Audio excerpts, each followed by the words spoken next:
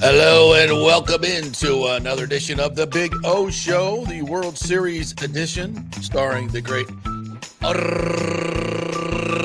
Orestes Destrade. Man, that's I take it longer every time. yeah, it's a lot of R's. Former MLB, a lot of R's. Japanese League legend, raised broadcaster. How are you, my friend? I'm doing all right, man. Doing all right. Obviously, you know that it was a trying week last week, and but the family and I are hanging in there.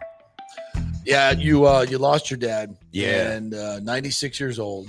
What a blessing to have a father like yours, man. That is it truly is a blessing. You know, it really is. I mean, in February he would have been 96. The blessing about the life that he lived as far as the health and the vibrancy and the happiness was that it wasn't until the last couple of weeks that he was ever really seriously ill. So we got to be so thankful. We are thankful and blessed.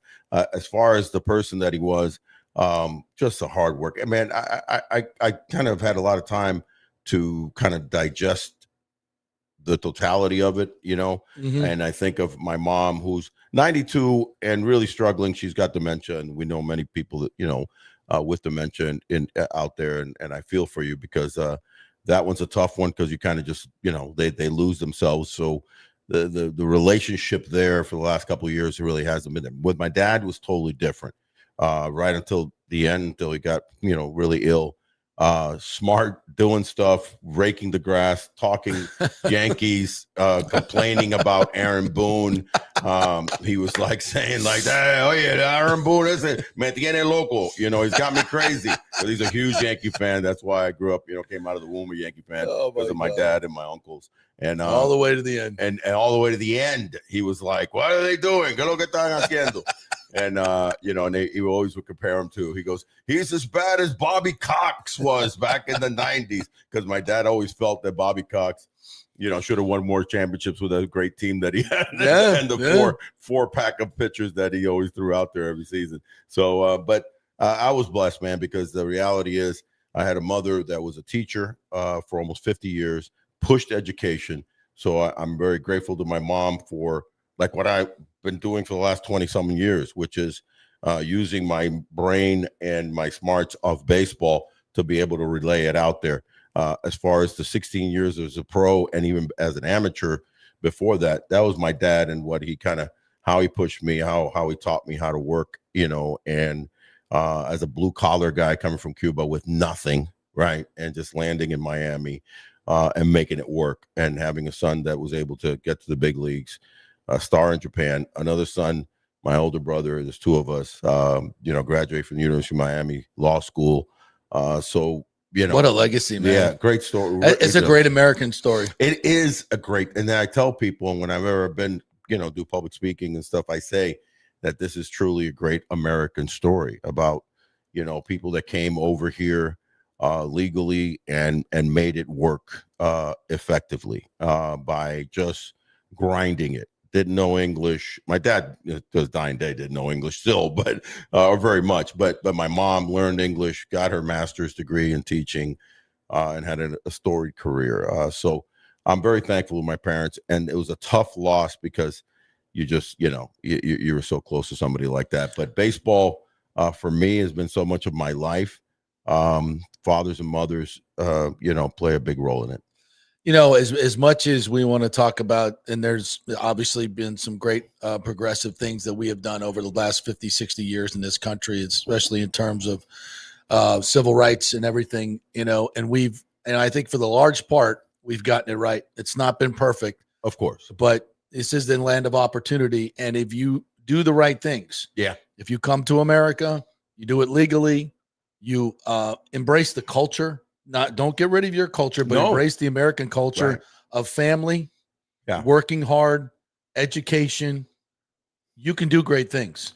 And you know, we have so gotten away from that. 2-parent homes. Yes. You know, I'll put in I don't know how religious your parents were, but you know, a family that's based and rooted in faith. In faith, yeah. And I think it works. And what we're doing now doesn't work. A lot it doesn't work, and we need to get back to that. And your family is a perfect example of that. They really are. And you know, my dad never ever forgot his Cuban roots of how much he loved his country and coming here. He was around 40, thereabouts, years old. But he really embraced America, and every decade that would go by, and the Cuban regime still stayed in this communist oppression. He was like, he would applaud the United States of America, and he was like, I love my Cuban country, the sand, the dirt, but I sure as heck don't, respect the regime. So it was something that I think I know he embedded in me, because I'm Cuban born, but man, am I American? You know what I mean? And appreciate this country for the greatness that it is, and for the opportunities, man. Listen, I'm a double minority, and in the sense that I'm dark skinned and Latino, but the opportunities that this country has given me to go to college, get a scholarship, to go do this and go do that, and if you work hard, you do it. I don't understand how people complain about the victim card, the victim card of what this country is about. We're living it now with this great game of baseball and the World Series in front of us, which is turning a little patriotic. It is turning patriotic. Do we want to go here? I don't know. Yeah, we do. Okay. I think we do, because listen, the game of baseball, I will say, Major League Baseball, and they're achieving what their goal has been started about 40 years ago, 30, 40 years ago, is to make it more global, right? Yeah. And you're seeing so many. I mean, what more do you want to say is the impact that the greatest player in the game, maybe ever, let's not say maybe ever, is Shohei Ohtani from Japan. You got players from Korea. You got players from all sorts of, Latin countries. And then you have a team in Canada. It's really kind of a melting pot. Not that many other sports can say that, JP. Yeah. If you really come to think about it, they do kind of corner themselves in certain demographics. Each sport does: football, basketball, hockey, soccer. Maybe soccer has a little bit of potential diversity of different countries, but the reality is that baseball has done it. And this year with the World Series, goodness, we're this is a WBC of all WBCs, because it's America versus Canada, brother. You can't get around it. You know why you can't get around it? It's because Toronto is Canada's team. Right. Quebec's having a little bit of issue because of the fact that they lost their beloved Expos. Yes. So they're like, they might not come over. They're going French on us over in Quebec. It goes, hey, we do not love these Toronto Blue Jays. I spit on your grave. Your mother wore army boots. But the bottom line is that we do have a one country against another kind of feel to this World Series. Yeah, I love that part of it. I guess that's great. Yeah, why not? Listen, this is part of rivalries. How I felt about the Seattle Mariners, and I thought it'd be great to have the two big boys facing each other like last year. Right.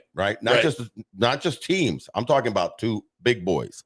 Shohei Ohtani versus Aaron Judge, who ended up rightfully winning the MVP. Shohei Ohtani's now in this again. They got there quick, right? Took care of the Brewers, took care of the Phillies. And he's going to be the MVP again.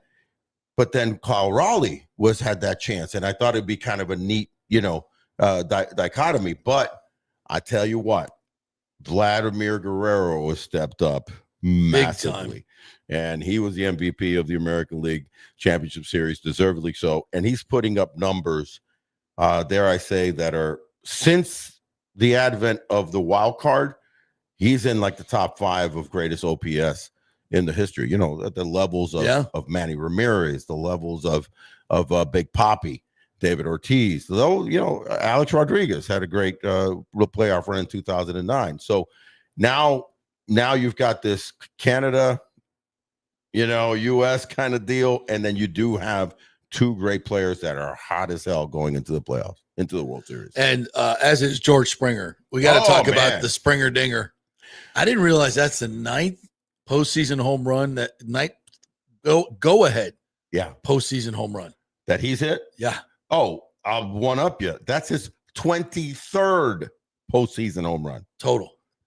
But for 9 of them to be go-ahead postseason home run, that's just speaking of the number 9, he's got 12 hits this postseason. 9 have been for extra base hits. So he is just on so fire. What is it? 7th inning. You're down Game 3-1. 7. You're down 3-1. Not looking good. Seattle's 8 outs away from their first World Series ever, and they have a hammer and Senor Smoke. Yes, waiting to get in there, but you couldn't bring them in that early. 8 outs is too much. 8 outs is too much. Yeah.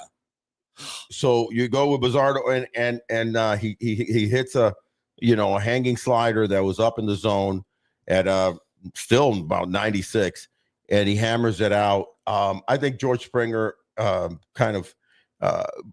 this is a guy that played so many postseason key games with the Houston Astros. Yes. So when you go into this postseason, vets matter.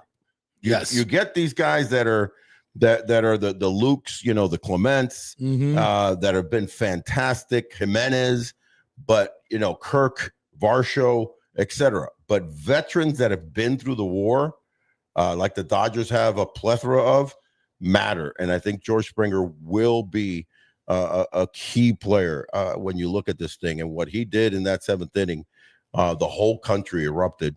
And what a scene! What a scene, bro! What an exciting! So you had 2. One was the greatest game in the history of Major League Baseball ever, and that was a scene at home at Chavez Ravine at Dodger Stadium, putting them away.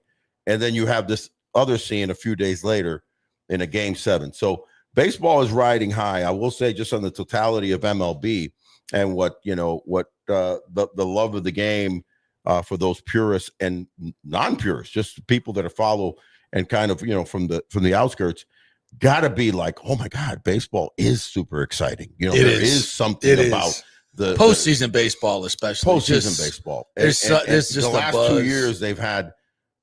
Hopefully this series, it's going to be fantastic too. But they've had a nice wild ride because you had the Yankees and the Dodgers last year. You can't get any bigger than that. And now you've got these dramatic Jays with the favorites, no doubt, being the Los Angeles Dodgers. So I'm super stoked, super excited about the series. Well, and just as an aside, we talk about these great postseason scenes, and the Trop, when it's full and the energy, as the postseason games has been really a highlight for me attending those as a fan and as a broadcaster. You were there too, and you've witnessed it. And I think, and I looked at the Rogers Center, and the roof was open. I think it was closed that night, and and I can imagine a new Rays stadium with a translucent roof over just off across from Raymond James Stadium, where we think it's going to be. Our latest information and intelligence is telling us, we're not reporting this for a fact, but my latest intelligence and references are telling me that they are zeroing in on the HCC site. So I think that's where it's going to be. But that's a story for another time. If the Bucks are saying some certain things to their people, they're losing their parking lots at HCC. What could possibly be going on there? It's not for a cookout. They won't be available next year, we're told. It's not for a private cookout. It's not for a private cookout, buddy. May have some bulldozers involved. But we're not going to get into that today. No, we're not today. But that is the testament of the greatness of the game of baseball and how it could be. I'm going to give you another example of that because I was there, personally, and I was on the field when they celebrated with Ohtani, with Drew, Darvish, et cetera, and some of my past teammates and opponents that were their coaching staff was when Team Samurai Japan won in 2023 at a exuberant, jacked up, Marlin Stadium or Lone Depot Park Stadium for the World Baseball Classic in 2023 in March. That went nuts, bro. I mean, the excitement, it was electrifying. It's crazy. So I feel that obviously any major sports, a Super Bowl, World Series, but there's something to be said about baseball and the nuances of the game. Every pitch is so different. every hit could be something. You have these crazy plays like in the Milwaukee Brewer game with a double play right Oscar messes up. It glorifies the game, and I'm very excited about what's to come, and hopefully what's to come for us here. That was locally. my point. Like, we can imagine, like, the Trop, except a really big stadium. Yeah, with the translucent roof and all the accoutrement of the modern stadiums that we have now, right there. Yeah, and just filled to the brim with Tampa Bay Rays fans, 40,000 postseason game. Yeah, we're not that far away, and we're not that far. And away. If they get it done in 2029.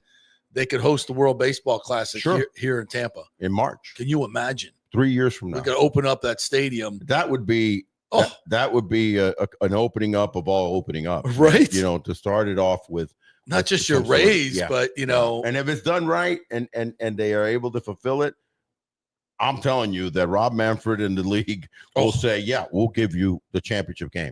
We've been giving it to Miami the last two. Because Miami had it in 23. There's a nice little carrot there. They have it again. It was so positive in Miami that they gave it to them again. Give me a little bit of economic impact of the World Baseball Classic coming to Tampa in their new stadium. How many games would be played? Well, when you get into the final round, because they break it up by different regions. They play the first pools in Tokyo, Puerto Rico. I believe they have one somewhere. I want to say maybe in Canada. But definitely in the United States and out west. Mexico hosts one, and then you all kind of come together with the final four. Final four, I think it was. Wasn't it? Was the final four? It might be eight, I believe, that come to the final spot, because I covered it for the first two for ESPN, and they were both at Petco in San Diego in 06 and 09. All the games were sold out. So you had Puerto Rico, Cuba, you had Dominican Republic against Korea. All of them were sold out. And that's people come flying in, heads in beds. Yeah. No, that would be a huge splash economically. I think that right would away. Be something that they should be targeting. Absolutely. Obviously, things first is get the thing started to get built. But that should be, once it's going, there's no doubt that you would want to stay on top of that. And it was something we never had because we had such a shitty stadium. We get an all-star game. You get an all-star game. There's no doubt about it. Yeah. Miami. 2031 all-star game. Miami hosted the all-star game in 16. Yeah. So, because it's a beautiful stadium and it was fairly new. So this is there's a lot of greatness to the one thing about baseball that I will say, especially in Florida, man. And even though it's not backed on the day-to-day with these two teams we've talked about ad nauseum many of the reasons, right? Even when they've had good teams like the Rays have had, they still haven't come out. You have to work it all together. Right. The community, the impact of keeping players for longevity. So they're buying, I was just, watching a report on Guerrero and how they're wanting him to be prime minister. I mean, that number 27 is going to be bought by so many kids for so many years, right? God. So you want to kind of build those type of things. Is that baseball is entrenched in the state of Florida? Yeah, it is. People are like, it's not going to work. MLB's not going to work. That is ridiculous. We've done it so wrong here in Florida. That's why we haven't had both places. There, Marlins in a freaking football stadium for how many? 20 years? Or thereabouts. Would they play 15, 20 years? 15, 20 years. And then they build a new stadium, and it's a terrible location. Right. And politically, they've made horrible missteps along the way. Sold off players. Sold off players. Right after building a new stadium. And now you have an ownership group that's completely gone to the very bottom of the floor that nobody trusts. It's more than just the game. Yes. It's got to be the whole and this hopefully thing. This group in Tampa will get that right, and I think they will. All right, so let's look at this world. We kind of passed over the Shohei moment. Yeah. Jesus. Yeah, you went to the Springer Dinger and you passed over the greatest game. Can you explain? I cannot explain. I cannot. I've known Shohei since he was a youngster and came out of high school to go play for the Nippon Ham Fighters in Sapporo in Hokkaido and got to follow his ascension into the Angels.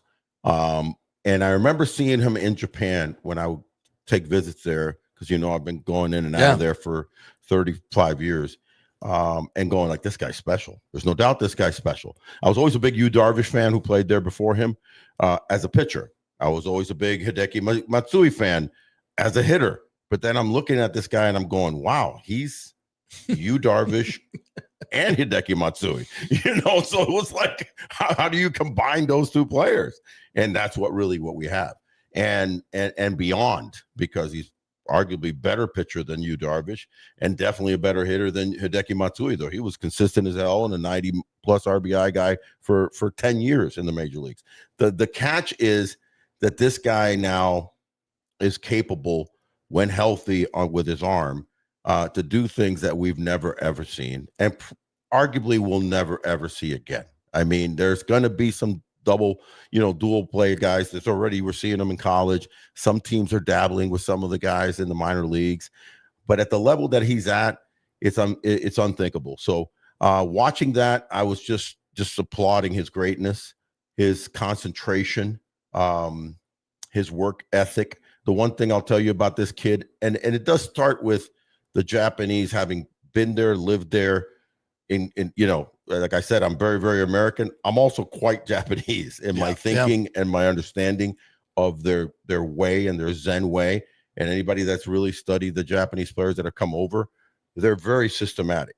He's at another level of systematic and what he does. So in order to be that great in both those incredible different, talents of a baseball player, you have to be concentrating on two different levels at the same time. So I just think that he's phenomenal, and we're very fortunate. I think we don't appreciate greatness sometimes while it's in front of us. Oh no, we're always looking for the next big shiny thing. We're looking for the big. Tom Brady's an example. Of like, my God, he was good. I tell sports fans this all the time: stay in the moment. Yes, stay in the moment when you're witnessing something. And Tampa Bay fans all the time, although it's waning at the Lightning, you're watching one of the most incredible runs in the history of hockey. You're talking about 4 bona fide Hall of Fame players playing together, and enjoy every moment that you see them go out there, because it's fleeting. Now Stamkos is gone and gotten older. It's fleeting. Yeah. But enjoy this. Enjoy it, man. When Blake Snell was here, it's like, hey, enjoy it while you can. Right. Junior right now. Yeah. I think this new ownership group is going to do everything they to lock him keep up. him long term. Yeah. But by the way, he's at the World Series. You know that, right? No, I did not. Yeah, he's at the World Series. There's 3 players that they pick every year. Actually, it used to be 1 years ago. They started this about a decade ago, and then they went to 2, and then this year they've got 3 players that basically do MLB social media reporting. So they'll do things and they'll get to interview players. So he's the Latin representative for MLB. So Junior Caminero is kind of working with MLB Espanol and all the different trimmings of any social media and well, that's cool. It'll give him a sense for the magnitude of the event. Exactly. So when he leads us to the World Series, it won't be new. It won't be new, hopefully, but he's there and he'll be interviewing the Hispanic players and having a good old time being a representative of Major League Baseball. So that Ohtani moment to you, greatest performance ever? Greatest performance ever, hands down. Arguably greatest performance ever of a professional athlete in the United States of America. I can't speak for soccer in Europe. I can't speak for cricket in India and Pakistan, because I'm sure they've had some great moments. Well, I think there's no question it's the greatest baseball. Great, hands down. You can't compare it. Here's the crazy thing about it. Just a few years ago with the Angels, he actually pitched 6 1/3 in a win and hit 2 home runs in a game. So he had a game already where he pitched 1 and hit 2 homers. And that's in the same game. So, but there has been pitchers that have hit 2 homers in a game and won the game. That's not a first.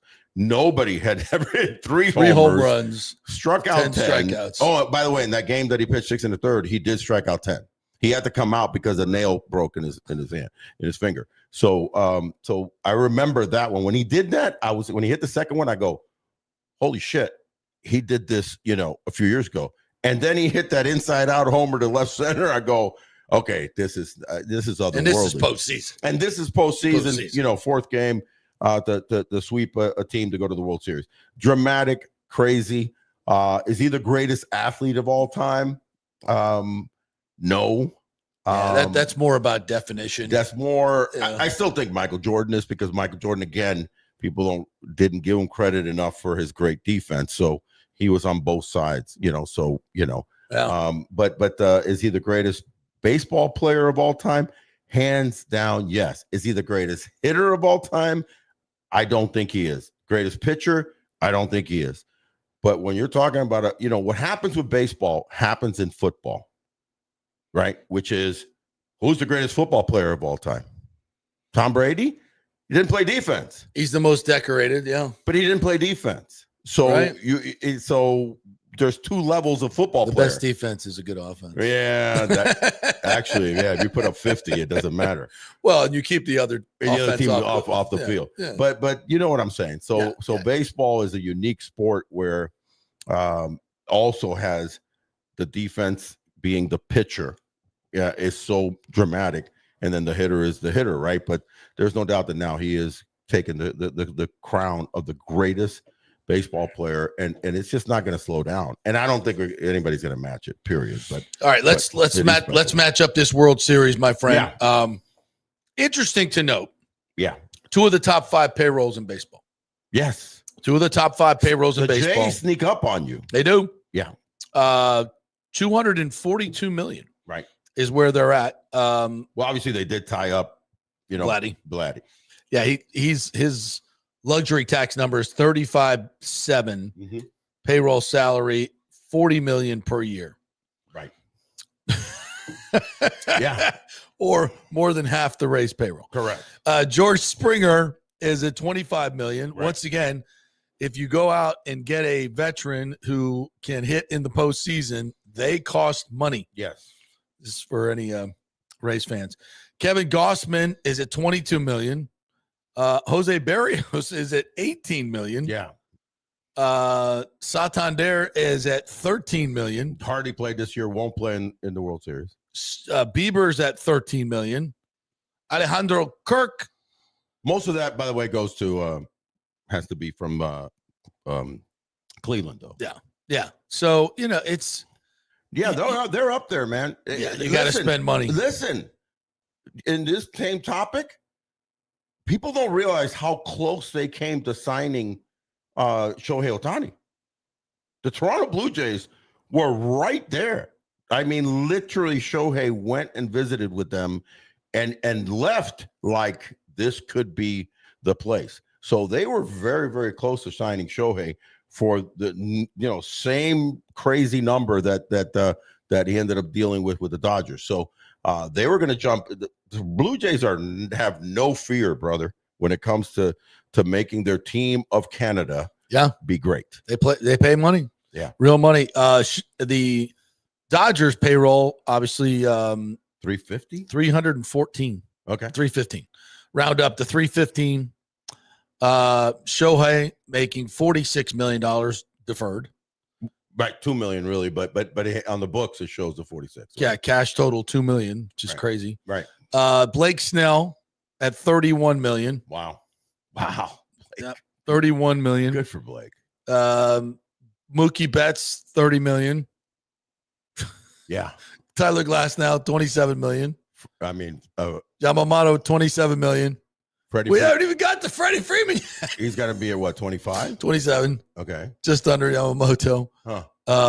Teoscar, $20 million. Yeah, they tied him back up. Tanner Scott, $16 million. Wow. This guy's Tommy Edmonds making $13 million. Tommy Edmonds, little Tommy Edmonds making $13 million. What the fuck? Though he's been impactful for them for the last couple of years. Will Smith at 12. That's the sleeper. Yeah.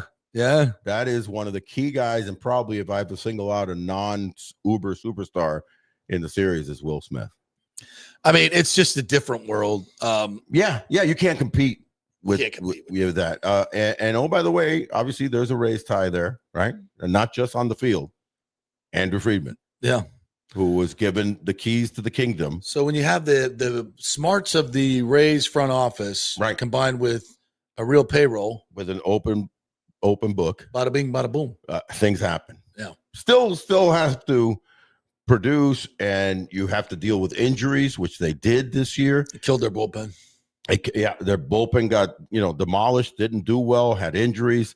But then with the addition of Sasaki, who didn't cost them as much, but again, another creativeness of being able to win the war of another top Japanese player. So they've, in the last 2 seasons, they've been able to corral the greatest player ever, one of the best pitchers in Major League Baseball in Yamamoto, and one of the the top Japanese exports in Sasaki, who's making, by the way, Sasaki's making $850,000. Yeah, no, Sasaki's, because he didn't qualify as a free agent because he was too young. So in Japan, you have to have played at least 6 years in their major leagues to be able to go, come in and demand the big bucks. And don't forget, not only is Snell and Glass now former Rays, don't forget about the Big Bopper, also another former Ray that's on their squad. For the Dodgers? Yeah. Who's that? The great Ben Warfit. Oh, wow. Listen, you know what? He held the door down. He held the door open for Will Smith's return with his broken hand and did a nice job. Yeah. Did a nice little job. Can't hit worth a lick, but he can cure ass catch. He can catch, but yeah, can't hit. Have you ever seen a guy? One of our more, a plethora of can't hit, can catch a little bit catchers that we've had. The list is probably 20 player long and not so 20 player long. I think it's like 20 player long. Start throwing out some of those names. Lobaton. God, he was actually pretty good. The Rortvet, I think when he left here, he was hitting 047. Wow. Some unreal number. Maybe it wasn't that low. All right, so these are the 2 teams. Let's match them up. Yeah. The Dodgers are prohibitive favorites. For 2 major reasons, 3 major reasons, maybe 4 or 5. But the top ones are obviously they've got an incredible dynamic offense that goes from 1 to 9, hands down. I mean, as crafty, no breaks. As crafty as the lineup is with Toronto, we'll get to that in a minute because that is an attribute for them.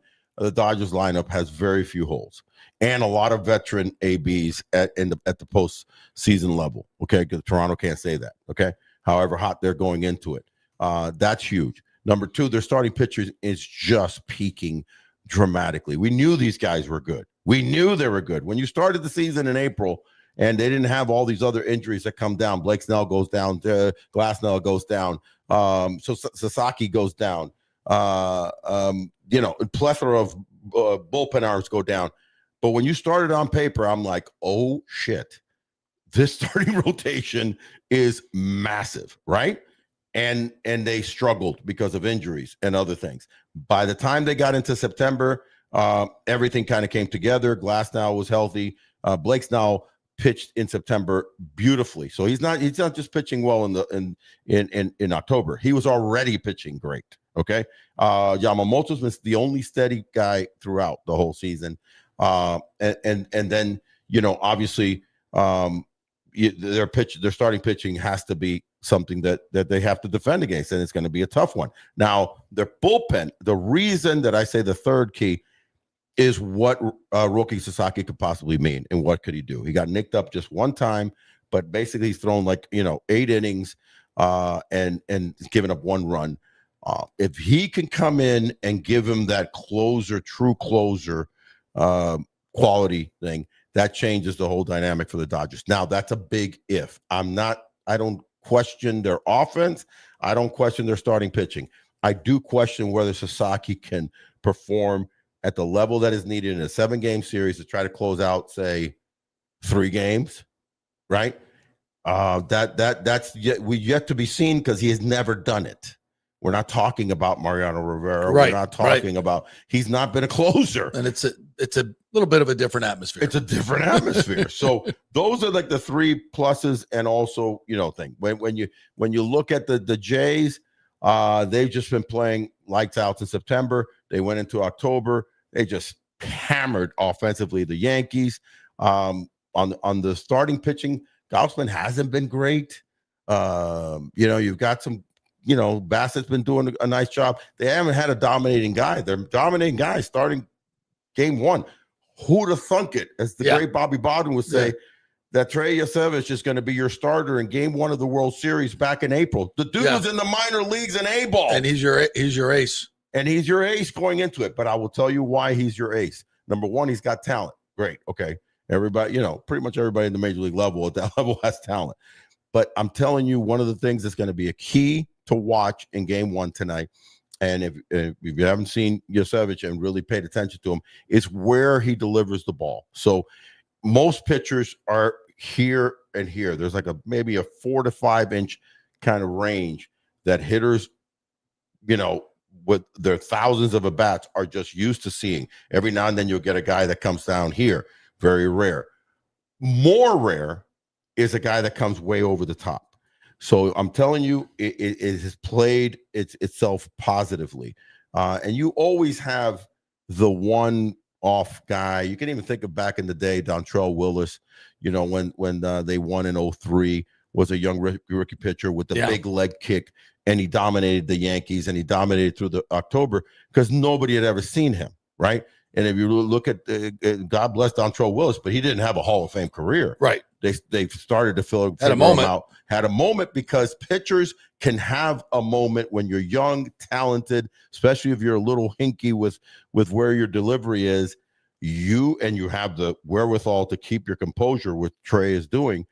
You can have major moments. So I think it's going to be interesting. The big thing for the Blue Jays keys and the positives are their offense is just wears you out. They're very much like the 2004 Boston Red Sox in the sense that everybody was a tough out. Yeah. Everybody, from obviously the greatness of Ramirez, the greatness of Poppy, but Kevin Millar would battle you. Yep. Everybody was, was just a tough out. That's how these guys are. And they've also gotten the most production of the infamous others than any other team in the postseason this year. Yeah. The Clements, the Lucas, the Jimenez, all of them have had massive hits. And then their third thing that's huge is they catch and throw the ball as good as anybody in the major leagues right now. And they have throughout the whole season. They play impeccable outfield, smart infield. You saw what happened, in defensively in the key double plays to get out of jams with bases loaded against the Mariners. They play great defense, smart baseball. John Snyder's got them really, focused. I think the Achilles heel for both teams is the bullpen. And it always does come down to the bullpen, doesn't it? So it kind of does. Hoffman's done okay throughout. I think he's got 7 or 8 innings, and he's thrown pretty well, but he did not have a good year. He gave up the second most home runs of a reliever this year with 15 home runs. That's a lot. That's a lot especially for against a closer, a team like this. Yeah. For a closer. He's only pitching 1 inning a game usually. Yeah. So it's going to be interesting to see how Hoffman handles it, the veteran, and how Sasaki handles it, the rookie. Yeah. It's those two are going to be pressure key. situations. Unless you're having open games, and one of the other teams just has, they're up 7-0. It's gonna come down to the bullpen. So drama, exciting dynamics. All right. So looking at the possible lineups for tonight for the Blue Jays, Springer leading it off, Davis Snyder playing left, the 2-hole Vlad Guerrero and 3-hole playing first, Bo Bichette as the DH. Yeah. I like it. I think getting him off his feet. They were talking about second base, and remember when I said, going on in your show just a little while ago, Bo is not at near 100%. I actually hearing him in the interviews in the last couple of days. He's gaming it. But you know what? I agree with the Blue Jays taking a chance on Bo. They have to. He's that dramatic of a bat. They have to. Yeah. He hasn't played since September 6th. It's a long layoff, brother.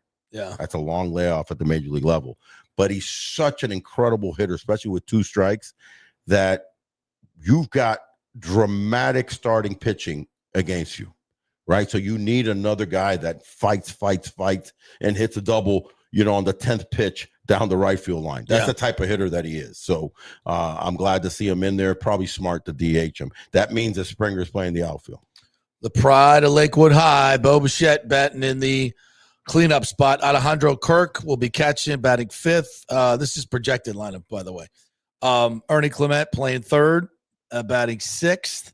Dalton Varsho, center field, batting 7th. Isaiah Kiner-Falefa playing 2nd, hitting 8th. And Jimenez playing short, batting 9th. Yeah, that's an interesting combo. The key is that you've got 2 key guys with knee injuries because Springer's actually been playing. That's why he's been DHing. Yeah, he's been playing with these. So if he came out and told his manager, I'm okay, why don't we give a break to Bo, then that's great for them because then they can stick him in the outfield.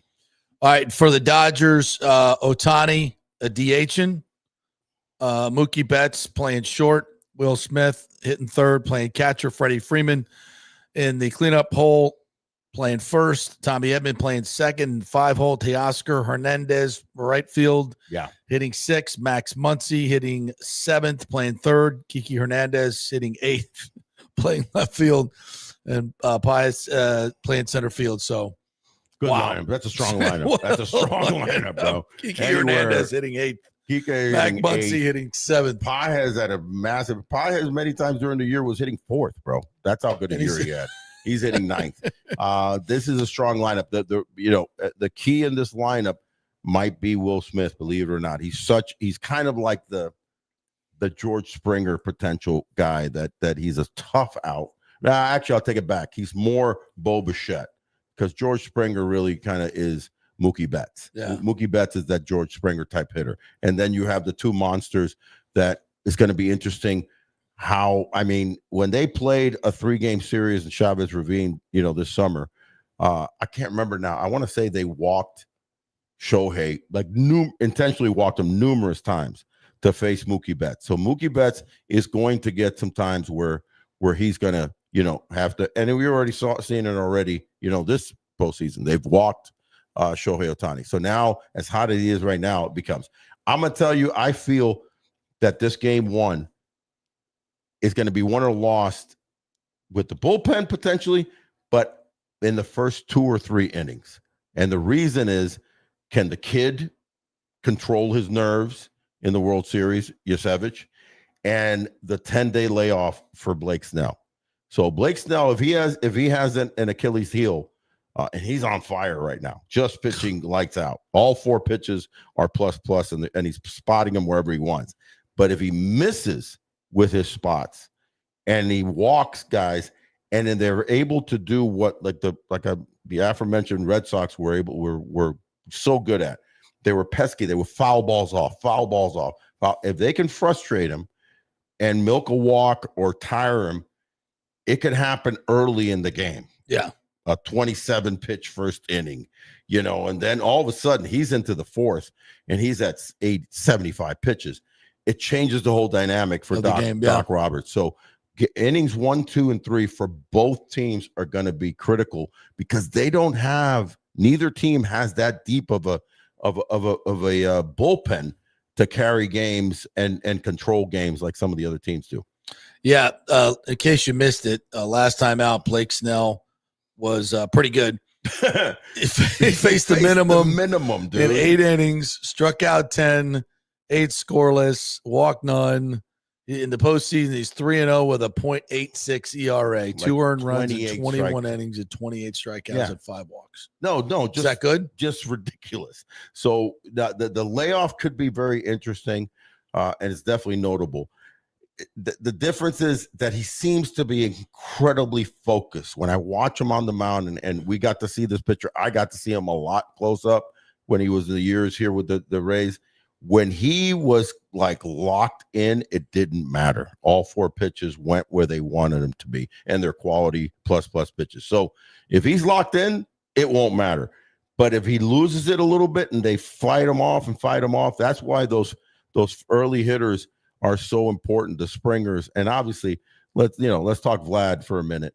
What Vladimir Guerrero Jr. is doing is, it's otherworldly, man. He's at a 1440 OPS, 6 home runs, multiple RBIs, just having great at-bats after at-bat.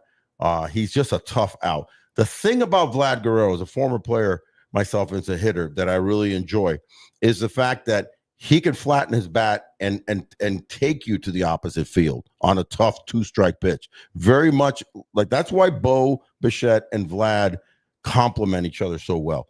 They're just tough outs. Okay. And he's at another uber level of being able to manage the zone and the counts.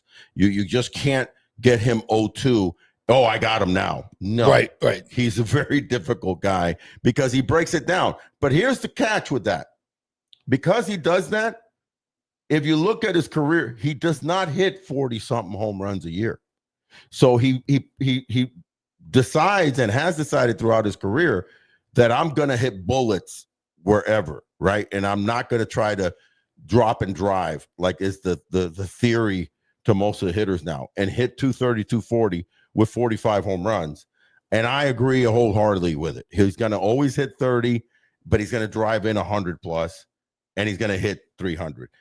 This postseason, he's been trying to drop and drive a little more, pick his pitches, and when they've missed, he's not hitting line drive doubles. He's hitting home runs. So he's at a world. Again, we're seeing 4 or 5 players, and I've already mentioned a few. Yeah. With Shohei, Vlad, Springer, that are on Snell, that are on just an incredible height and awareness right now. And watch out for Freddie Freeman. Freddie always is big. Listen, we haven't mentioned his name throughout the postseason hardly at all. I know. So that's dangerous. Yeah. He always shows. No, I think Mookie's going to be the more. Who you got for MVP? If you can't say Ohtani, that's what we got to do now. You just got to. Well, he's the obvious choice. Wow. If it's not going to be Ohtani, who's it going to be?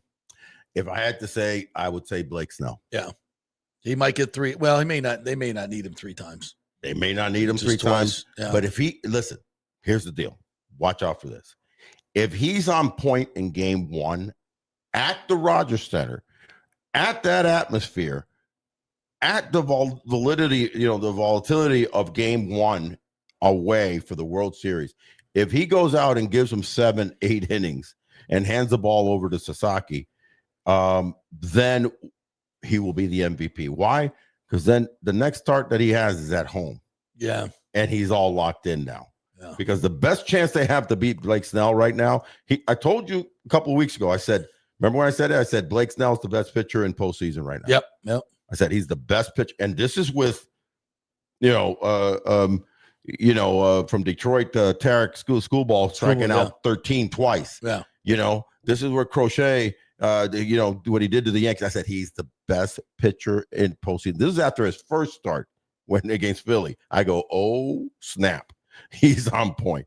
So if he pitches well today, the series may be over, bro.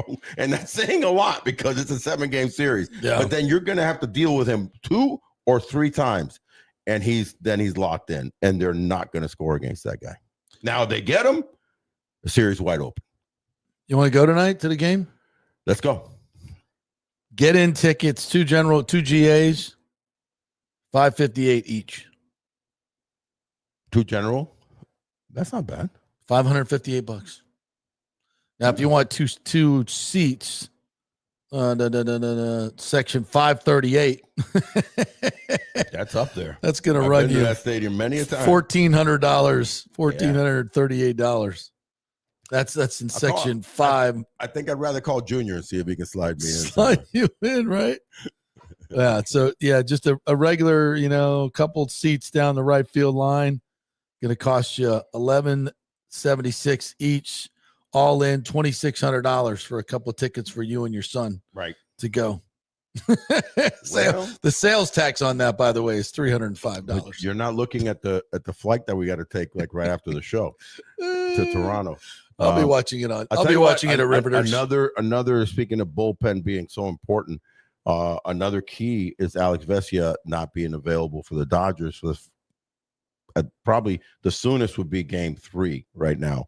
So it's unclear exactly when he would be available, but what I've heard is that it's definitely a 3-day scenario for what's entailing for his kind of scenario, which is not a bereavement, but there's a serious family matter. So the Dodgers put out a statement that he will not be available for definitely the first 2 games. And this is a key lefty in this bullpen, one of the guys that has shown some consistency, because some of their other guys definitely have struggled. In fact, Tanner Scott's hurt; he's out. So they were relying a lot on Vesia, the combination of Vesia and Roki Sasaki. So then Blake Trinan now has to step up a lot more, and he has struggled mightily. Yeah.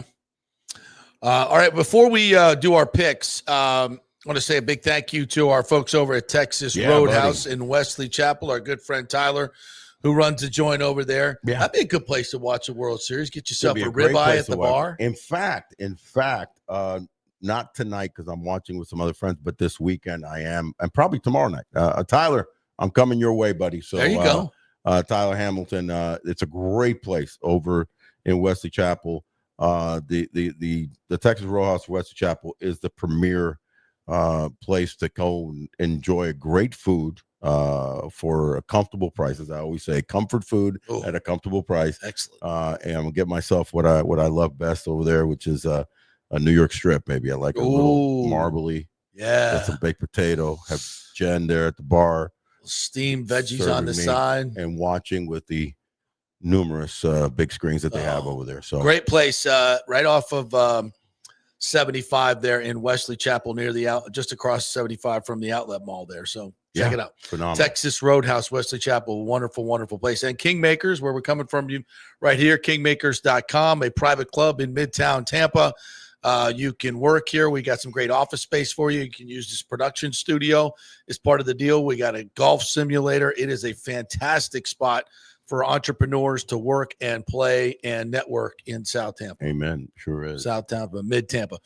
Midtown, as we call it now. And the Murphy Auto Group, Genesis of Tampa. Got to. If you buy a new car right now, you don't have to make a payment until 2026. How about that? 2026. So that's your Christmas money right there. Don't have to make your car payment. So go buy a new one at Genesis of Tampa. Check out the GV80. That SUV is absolutely incredible.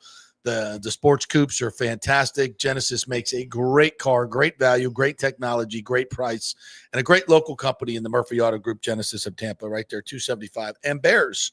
So go say hello. Say hello. Tell Big O sent you. Ask for my boy Albert over there. He'll take care of you. Yeah, for Alberto. Yeah, Alberto. He's great. Yeah, I gotta get over there. I gotta trade in my BMW. Get me a Genesis, dude. Badly. I need. All right, so let's make some picks. Yeah, and sure. Listen, I have a soft spot a little bit for the Blue Jays. Do you really? I kind of do because of why Bichette. So? Why so? I love Vladdy. I love Bichette. They're a good story. They're a good story. Yeah. The Dodgers are just they're the evil empire of the West. Ooh, wow. Evil. But I will find myself rooting for Glasnow and Blake Snell and the great Ben Rortvedt. I don't even. He may not even be on the roster. The World Series. No, he is. Roster. Is he on? I believe he is. Oh. Yeah. That dude's going to win a World Series ring. Hey, possibly. And he couldn't hit a. Well, he's going to win. He's already won a National League Championship Series ring. That definitely comes your way. Attaboy. Automatically. Attaboy, Ben. You're so bad, man. Just because the dude couldn't hit his way out of a paper bag. He couldn't hit 100. He couldn't hit 100. All right. Let me go double check. Double check that. So but I got to pick the Dodgers. I got to pick the Dodgers. But the key is not just picking the Dodgers, is how many games. That's 5. Dodgers in 5. Dodgers in 5. You're not thinking. Okay. Again, that comes with gentleman's sweep. Yeah, it is a gentleman's sweep, but also comes with probably with Blake Snell having a really great first game, and then winning that second game, and And listen, they got a 4-pack that's coming after you. I got to say that I'm going to pick the Dodgers in 5. I think they could take care of it. I'm leaning towards 6, mind you. I just think that the kind of the battling Jays are not going to go away quietly. Like a lot of people compared the Jays to the Milwaukee Brewers, and the Milwaukee Brewers were literally just overwhelmed by the Dodgers, right? And I don't see that happening. I see them possibly taking a couple of games and making this very, very interesting. So maybe a situation where they can actually come back home. But the Dodgers do something like they did last year, which is win the World Series on the road like they did in New York and take it away. But my gut probably is that they take it in 5 and they finish it out at home. Probably get a split and then just take care of business at Chavez Ravine. This is a formidable Dodger team. I feel like this Dodger team right now, because of what they accomplished last year in a very big feat to go up against the real Evil Empire, gives them a lot of motivation, in this series and in this playoff. So, and they're led by a guy that now is a veteran of the World Series wars as a player, and obviously now as a manager in Doc Roberts. So I do have a soft spot for one guy who pushed me down in my career, believe it or not, but also helped me in my career because we became great friends, this is his first World Series in 40 plus years of being in and out of baseball, as one of the game's greatest hitters and manager twice, including the Dodgers. Now you should know what I'm talking about. Dodger manager, Marlins manager, and now a key assistant to Snyder, and that is the great Don Mattingly. That's I thought you. He's actually going to be in his first World Series. I can't believe it's his first World Series. Because he retired because of his back issues in '95, the year before the Yankees went on their run. Oh, yeah. They brought in Tino Martinez, and the rest was history. So Donnie Baseball never got a chance. Can't believe that. Yeah. By the way, Ben Rortvedt hit, as I said, 095. Hey, he almost 95. He almost made it to 100, dude. Come on. That's not even the Mendoza line. That's 70 plate appearances, 63 at-bats. Mendoza line. 095. 095. And he is in the World Series. Win a World Series ring with the Dodgers. But he's hitting a robust 224 for the Dodgers now. That's what I was going to say. What did he hit this year? 224 for the Dodgers. Yeah. In postseason or in the regular season? Regular season. There you go. Yeah, he actually played a lot towards the end because Will Smith was had a broken hand. So listen, they're very happy to have him. An exceptional defensive catcher, and there you have it, man. Don't be hard on the light hitting catchers, which we've had so many of. How do you hit 095 and then get picked up by the Dodgers? Like, how does that even happen? Catch and throw. Okay, kids, parents, guardians. If your kid is not a lefty that throws really, really good, make him a catcher. Catcher, for you, catchers and lefties get to the big league. Unathletic white kids, long snapper. Yeah, catcher. There you go. Become a good long snapper. You're gonna find a home with all 32 NFL teams because they're always looking. Yeah, absolutely. Yeah. Buddy. All right. Anything else on the way out here, partner? No, man. I'll tell you what. Happy World Series. This is, I think, it's a celebration for America and Canada. And Canada, yes. And it should be a good one. Are we doing? Oh, Canada. Yeah, buddy. Yeah. Are we doing that before the game? Yeah. We got to sing both of them for everyone. Both of them for everyone. Wow. Canada. Are they going to boo our national anthem tonight, brother?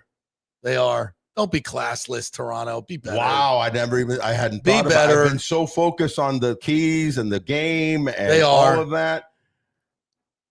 they might boo our national anthem. Come on, it's our game. But it's our national best. You can't boo it. But Mr. Orange just had some bad things to say about them. What did the Orange Man say? The Orange Man is upset at them. He's already said it with the tariffs. Is he calling us calling him our 51st state or again? He's saying some wacky things, and this could lead to that would be the one embarrassing thing of the World Series. Come on, Toronto, be better. I hope you don't, guys. Be better.